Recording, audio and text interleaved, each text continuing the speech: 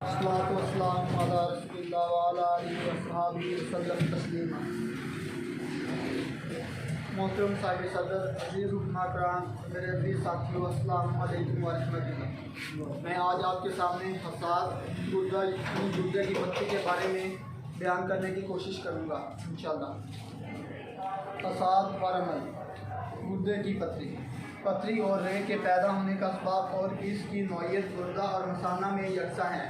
गुर्दों की पथरी का फाइली असबाब हरारत गलीज़िया गैर तबैया यानी कमी हरारत है, और मादी असबाब गलीज़ रेजदार रतूबत जैसे बलगम रीम या गलीज़ खून, सुदावी या सुफरावी नमकियात, यूरिक एसिड या फास्फेट या अक्ज़ालिक एसिड जो सर्दी खुश्की और इल्ज़त की वजह से जम कर बसूरत पथरी बन जाती है। ख़ुसूसन इस वक्त जबकि गुर्दा और मसाना के दरमियान जो रास्ता वाक़या है पैदाइशी तौर पर तंग हो या किसी खिल्लत के सुद्दा की वजह से या वरम की वजह से तंग हो गया हो, तो ये वरम इन्हीं मज्जारी में हो या आस पास के अज़ा में मसलन अमा में। फाइली इस सबब को कहते हैं जिससे कोई फेल वकूफ़ पाता है, और मादी सबब इसको कहते हैं जो शय का मादा और सामान होता है। रेग कब बनती है और पथरी कब बनती है? रेग इस वक्त पैदा होती है जब मादा ज़्यादा गलीज़ और लेसदार ना हो। लेस की कमी की वजह से ये मादा जमता जाता है और क़ुव्वत दाफ़े इसे बआसानी थोड़ा थोड़ा रफ़ा करती रहती है और इसे इस हद तक कायम रहने नहीं देती कि इससे कुछ और मिलकर बड़ी पथरी बन जाए। पथरी इस वक्त बनती है जबकि मादा ज़्यादा गलीज़ और लेसदार हो। ये मादा गुर्दे के जोफ में चमट कर फंस जाता और ख़ारिज नहीं होता बल्कि वहीं जमता जाता है। फिर इस मादा में इजाफ़ा होता जाता है और वो जमता जाता है हत्ता कि पथरी बन जाती है। जैसा कि गीज़र की तह में ठोस मौद जम जाता है। पथरी पैदा होने के लिए 3 चीज़ें ज़रूरी हैं। नंबर 1 गलीज़ मादा, नंबर 2 गलीज़ मादा का रुकना, नंबर 3 रास्तों का तंग होना। गलीज़ मादा गलीज़ ग़िज़ाओं से हासिल होता है, मसलन गाढ़ा दूध, पनीर, गलीज़ गोश्त, बड़ी मछलियाँ, हर किस्म का बिलियाँ गोश्त, चावल और दूध, खमीरी रोटी, सेमियाँ, खीर, मैदा, सफ़ेद और लेसदार आटा, लेसदार हलवा, कच्चे और देर हज़म मेवे, गलीज़ किस्म की शराबें, बिलखसूस जबकि हज़म ज़ईफ़ हो या जबकि इन ग़िज़ाओं के खाने में बेतरतीबी बरती जाती है। कभी पथरी का मादा पीप होती है। मादे का रुकना इसका सबब गुर्दे का बोझ होता है या वरम या ग्रूव। गुर्दे में पथरी कभी ज़ख़म से पैदा हो जाती है जबकि पीप खारिज ना हो और वो वहीं मुतहज्जर होकर पथरी की शक्ल इख्तियार कर ले। खास मौत पथरी और रेख व गुर्दा में पैदा हो या मसाना में, पैदाइश की नौइयत दोनों जगह यकसा हैं। अलावा अज़ीज़ मवाद के लिहाज से भी जिनसे पथरियाँ बना करती हैं, इन दोनों मकामात में कोई ख़ास इम्तियाज़ नहीं है। बई और गैर बई हालात में जो मवाद गुर्दा और मसाना से बहा करते हैं, जब ये किसी वजह से गाढ़े हो जाते हैं और इनमें जब पानी की मिक़दार कम हो जाती है जो इन मवाद को बहालत महलूल रखता है, तो ये मवाद मुंजमिल हो जाते हैं। इसी मुंजमिल मादा को पथरी कहते हैं, बशर्ते कि ये बड़े हों, वरना इसे रेग कहते हैं। वो मवाद जिनसे रेग या पथरी बन सकती है वो मुख्तलिफ हैं, मगर आम तौर पर एक पथरी में तय बतय कई किस्म के मवाद पाए जाते हैं, लेकिन बाज़ लोगों में किसी एक मादा का गलबा होता है। आम तौर पर एक पथरी में एक इब्तदाई ज़रा मरकज़ के तौर पर होता है जिसके गिर्द मवाद तय बतय कई किस्म के मवाद जमते चले जाते हैं। ये मरकज़ी मादा कभी बलगम, कभी खून और कभी रतूबत बैज़िया होता है। ये चीज़ें कभी वर्मे नज़ली के नतीजा में और कभी इम्तलाए दमी के नतीजा में हासिल हुआ करती हैं। असबाब पथरी आम तौर पर इस वक्त पैदा हुआ करती है जबकि बदनी तग़ज़िया के सिलसिला में जो अमूमी तग़य्युरात के बदन के अंदर जारी रहा करते हैं, इनमें कोई खल्ल वाक़या हो जाता है। औरतों की निस्बत इसमें मर्द ज़्यादा मुब्तला हुआ करते हैं। इसका वक़ूअ ज़्यादातर ऐसे लोगों में होता है जो सुस्ती व कायली की ज़िंदगी बसर करते हैं। पानी और सियाल चीज़ें कम इस्तेमाल करते हैं। जिगर की खराबी, गुर्दा और हाजमा की खराबी और मसाना की अमराज ख़ास तौर पर इसके असबाब में काबिल शुमार हैं। बाद मकामात में खसूसियत के साथ पथरियाँ बहुत ज़्यादा पैदा हुआ करती हैं। ऐसे मकामात को बिलारुल हसाद कहा जाता है। ऐसे मकामात को बिलारुल हसाद कहा जाता है। मसलन ममालिक मुतवस्सत हिंद, राजपूताना वगैरह। ये भी बयान किया जाता है कि ये इन ममालिक में ज़्यादा हुआ करता है जहाँ के बाशिंदे सकीर और गलीज़ पानी पिया करते हैं, जिनमें मादनी अज्जा, कैल्शियम, फास्फेट और दीगर नमकियात बकसरत महलूल व मखलूत होते हैं। तबीरों में मादा निग्रस यूरिक एसिड की वजह से या फसाद हज़म की वजह से और नौजवानों में गोश्त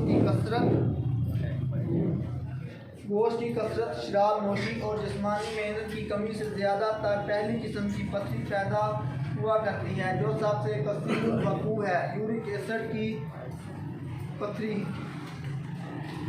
कहलाती है। गाजर, शलजम और दूसरी सब्ज़ तरकारियों की कसरत से अमूमन तीसरी किस्म की पथरी, फसाद तोसी, एक्ज़ालिक एसिड की पथरी पैदा हुआ करती है। पथरियों की इकसाम। रंग के लिहाज से पथरियाँ मुख्तलिफ इकसाम की होती हैं। इसके अलावा वज़न और शक्ल के लिहाज से, हुजम के लिहाज से पथरियाँ मुख्तलिफ इकसाम की होती और मलामत व खशूनत के लिहाज से भी मुख्तलिफ हालतें हैं, और ये सारी बातें इख्तिलाफ मवाद के रोशन दलाइल हैं। मुख्तलिफ मवाद के लिहाज से जो पथरियाँ कसीरुल वकू हैं वो ज़ेल में बयान करता हूँ। किस्म अव्वल, इज़लाती गुद्दी। ये किस्म गोल या बेजरी, हमवार या दानादार, बारीक, गुबारदार और वज़नी होती है। इसका रंग सुर्ख या जर्दी माइल भूरा होता है। काटने से गोल गोल दायरे से नज़र आते हैं। बाद औक़ात खशखाश के दानों के बराबर, बाद औक़ात राई के बराबर, बाद औक़ात बहुत बड़ी हुआ करती हैं। बाद औक़ात ये मुतअद्दिद होती हैं। ये तुर्श गोल में बनती हैं, यानी जबकि पेशाब के अंदर तुर्शी गैर मामूली तौर पर बढ़ जाती है। ये असाते बोलिया यूरिक एसिड की पथरियाँ होती हैं। किस्म दो, असाबी उद्दी। ये किस्म नरम होती है और अमूमन बड़ी नहीं होती। ये फास्फेट की पथरियाँ होती हैं। किस्म सौंफ उद्दी अज़लाती। ये किस्म बहुत सख्त और स्याही माइल भूरी और शहतूत के मानिंद नामवार होती हैं। इसी वास्ते इसका नाम असाते तोसी यानी अफ़ज़ालिक एसिड की पथरियाँ हैं। जब ये छोटी होती हैं तो चिकनी, गोल, खाकी, भूरे रंग की होती हैं। अमूमन ये पथरी तादाद में एक ही होती है। किस्म चहारम, अज़लाती असाबी। इसको हसाते ज़रबानिया भी कहा जाता है, क्योंकि जब इसे ख़ास तरीक़ा से पिघलाया जाता है तो पिघल जाती हैं। ये खारी कारूरा में बनती हैं। मसाना के अंदर कभी ये पथरी बहुत बड़ी हो जाती है और हौज़े कुलिया के अंदर कभी इससे रेग बनती है, जो हौज़े गुर्दा के तमाम बड़ी नालियों में सांचा की तरह डल जाती हैं। इस किस्म की पथरी सफ़ेद, नरम और बिरबरी होती है। किस्म पंजम, साबी उज़लाती। इस किस्म की पथरी सफ़ेद खुरिया मट्टी के मानिंद होती है और सतह पर ज़्यादा चिकनी होती है। मट्टी की तरह आसानी से टूट सकती है और इसका हुजम मटर से मुर्गी के अंडे के बराबर तक होता है। तिब्बे कदीम में इसे साते के मूलावी कहते हैं। अलामात, पेशाब मुकद्दर होने के बाद साफ आने लगता है। रेत के मानिंद पेशाब में रसूब होता है, जिसकी रंगत सुर्खी और जर्दी माइल होती है।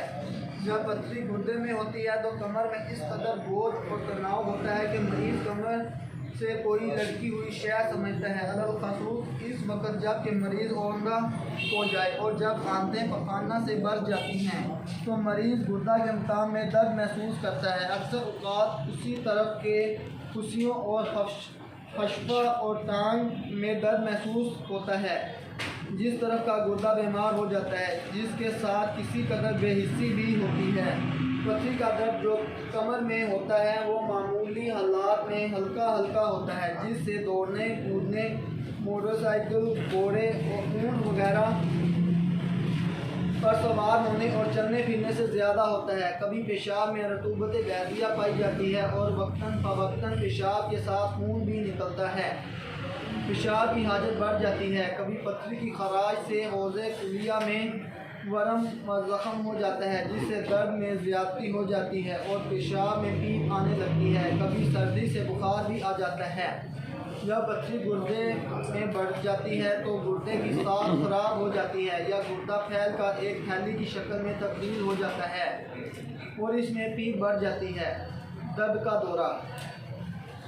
पथरी के दर्द की नौबतें और बारियां होती हैं जिनमें दर्द नहायत शदीद होता है और इन्हें नौबतों में मरीज़ फ़ौरन जैसे सख्त दर्द में मुब्तला हो जाता है, जिसकी मुद्दत 1 माह से लेकर 1 साल तक मुख्तलिफ होती रहती है। ये बारियां इस वक्त आती हैं जब पथरी गुर्दे से सिरक कर हालत में फंस जाती है।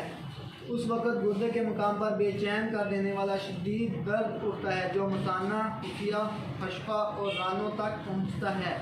मरीज़ बेताब होकर कभी उठता कभी बैठता और माई बेआग की तरह तड़पता है। खुफिया किसी कदर मतवरम भी हो जाता है और दबाने से दुखता है। कुछ पेशाब बार बार और थोड़ी मिकदार में जलन के साथ आता है और कतरा कतरा टपकता है। दर्द की शिद्दत से जिस्म सर्द और पसीना से तरबतर हो जाता है। कै आने लगती है, हाथ पैर ठंडे हो जाते हैं, आँखों के सामने अंधेरा छा जाता है, नब्ज़ सगीर हो जाती है। दर्द के दौरा की मुद्दत मुख्तलिफ हुआ करती है। इलाज। पथरी के मादा को कता करें, जिसकी सूरत यह है कि गलीज़ ग़िज़ाओं से परहेज़ कराएँ, मसलन दूध, ऊँट, गाय, बकरे का गोश्त, कच्ची रोटी, मैदा की रोटी, लेसदार हलवे, देर हज़म मेवे मसलन सेब, आड़ू, अमरूद और इस मादा को बदन से खारिज करने की गर्ज से कै कराएँ और यही सबसे बेहतर है।